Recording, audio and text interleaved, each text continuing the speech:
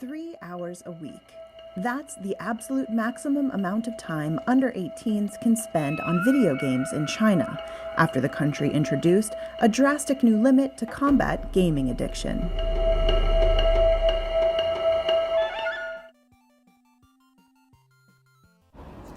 Ladies and gentlemen, welcome to our exploration of the Chinese game industry. Today, we will dive into the rules and how they shape the gaming environment in China. Our story begins in the past, when game creators and the Chinese government decided to help minor players find balance. They introduced the anti-addiction system, a way to make sure gaming stays enjoyable without taking over life.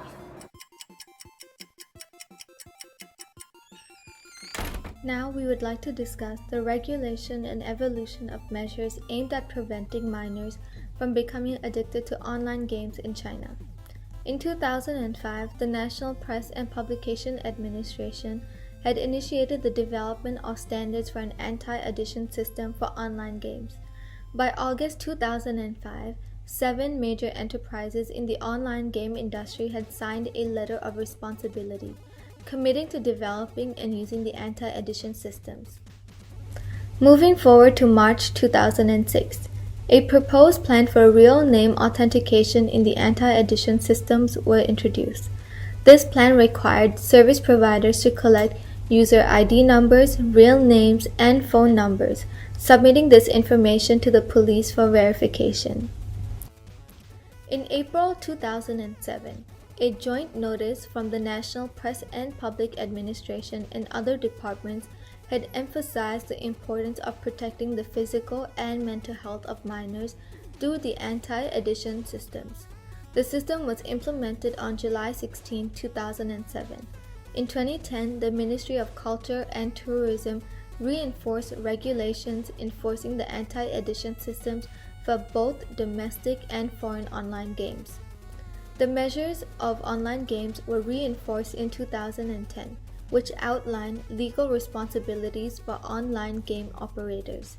Violations, including the issuance of virtual currency without approval, could be resulted in fines and even suspension of business.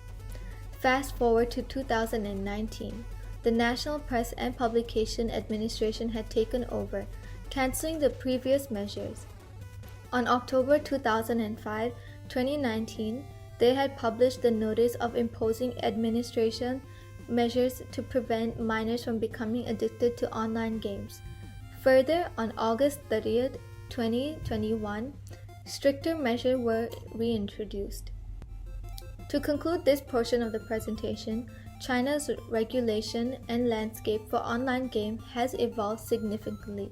The journey from the initiation of anti-addiction systems to the strengthening of legal responsibility reflects the government's commitment to protect the well-being of minors in the digital realm. Next up, let's talk about how long you can play. It's like a guidebook, making sure minor players don't get lost in the game for too long, reminding them that there's a world beyond the screen.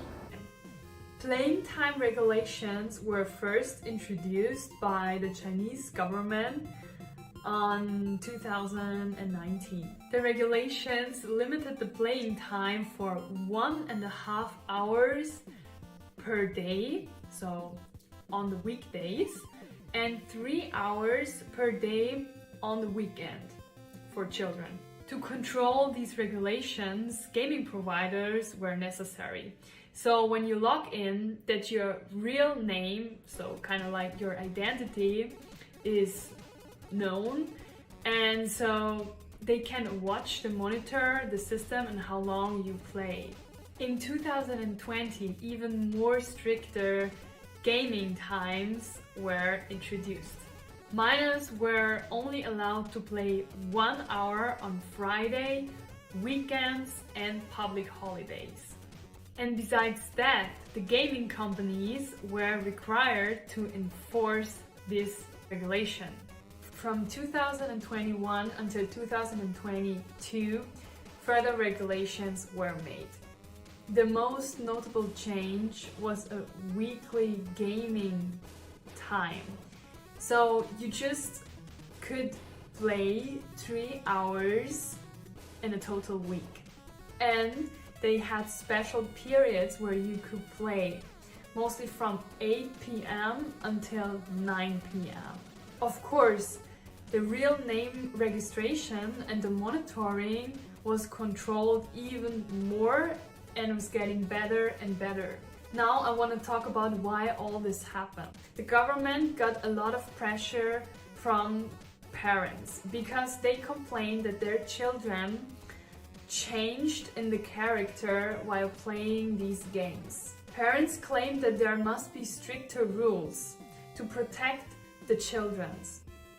And of course, they wanted a better system because their children always found a way how to sneak past the play regulations. This was seen really as a problem for the mental health for children because they got really addicted to these gaming stuff. Moving on, we will explore age ratings, a system that sorts games not just by tech stuff, but by what's suitable for different age groups. It's like a test says, this game fits you. Addiction is also one of the concerns regarding game addiction. Some parents may find their children too young and will easily become addicted to unwanted contents such as pornography and violence. Restriction is also one of the concerns regarding game addiction. Some parents may find their children too young and will easily become addicted to unwanted contents such as pornography and violence. Age rating will help parents differentiate the content that is appropriate to their children's age, so children will not get exposed to the addictable content too early. After the release of the older version of notice regarding anti-game addiction, there have been several attempts by both government-affiliated groups and game companies such as Tencent and NetEase to draft the standard age rating because Chinese government refuses to use Western standards. But all drafts were rejected by Chinese government. We believe that the reason why Chinese government doesn't want to set standards is because they want to hold the decision power. They don't want to give that power to the private sector. And another reason is because all of the games that are imported into China need to be reviewed by the national press and publication administration for censorship anyway. So there's no point to let the private sector decide the age rating. These are the example of age-appropriate advisory for online game published by China Audio Video and Digital Publishing Association. Next topic is censorship or content restriction. There is no standard regarding censorship specifically for online games. The censorship decision is totally up to the National Press and Publication Administration's discretion. However, since an online game is also a type of publication under Chinese law, we can rely on the general requirement for all type of publication standards. Under the Regulation on the Administration of Publication, Article 25 as a basis. Another way is to check with the standards suggested by the companies that specialize in distributing foreign apps into China's market. This is an example from Apple in China company. The game should have no corpse, skeletons, zombies, vampires, pools of blood, or blood of any kind in any color. When a character dies, they must show no blood, and since we can have corpse, companies decide to make them vanish into thin air as shown on this video. As our story unfolds, we will look at what happens when rules are broken. What kind of trouble you can get into? And what does China officially say about it? It's a dialogue between the rules and pushing creative boundaries. The punishment that will be enforced on the company that do not follow this act will be fine, revocation of license, or both. One of the example case is on September 15, 2021, where an unnamed company was fined 100,000 yuan for allowing player to play more than government time limit, and the head of the company itself was also fined 10,000 yuan. Here is a comment from Chinese official. The rule dubbed the world's strictest limit on video game aims to curb gaming addiction among children and protect the physical and mental health of minors, stated the NPPA official on press conference August 30, 2021. Permanent internet access arrived in China in 1994, and it soon became pretty clear to the government the impact it could have, mostly people disagreeing with them. In 1997, the first laws were put in place criminalizing use of the internet to harm national security. And by the end of the decade, the father of the Great Firewall, a computer scientist by the name of Fang Bingxing, was doing work that allowed the government to block IP addresses and domain names. I want to talk about using the VPN to avoid these gaming regulations. It is very well known that a lot of children try to avoid the regulations by using a VPN. A VPN is a virtual private network, and you can access websites which are not allowed in China. So you can extend your playing hours and also play games which are not allowed in China. But the Chinese government monitors all these activities with the Great Firewall. And it's getting harder and harder to use VPN to avoid this law and the regulations. The usage of these VPNs can be seen as forbidden by the law. It is not mentioned somewhere exactly, but with using this VPN, you are avoiding government restrictions. And this is definitely an illegal activity. And of course, this could lead to really big consequences like fines, penalty, or internet access restriction. Some people have been jailed for selling these VPNs. For example, in 2017, a man was sent to prison because of that for 5.5 years, and he had to pay 500,000 yens for this.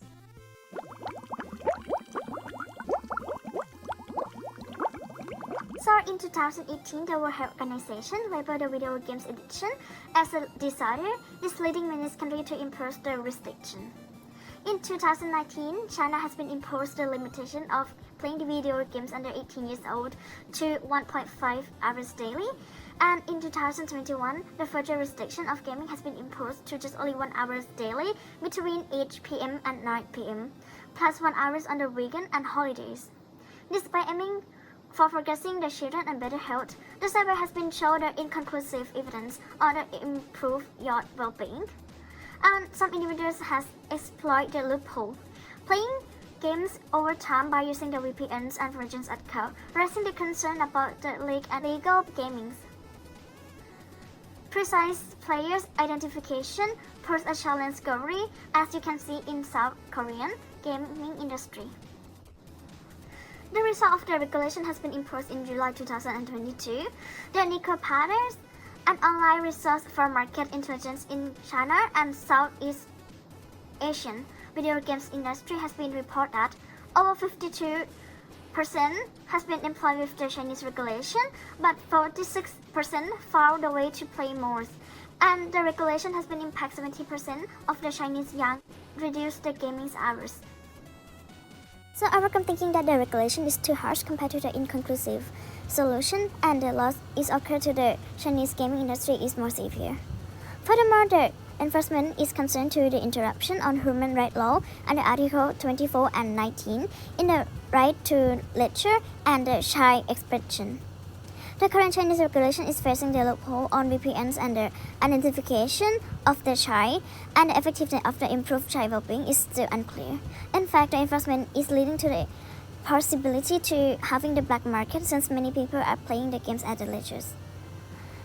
Well, so we believe that if the restriction is used as the official guideline and give the freedom decision to the public's use, could be more effective. Importantly, make a clear terms of the addiction, since in many cases the overplay time like 2 or 3 hours per daily doesn't indicate any games addiction.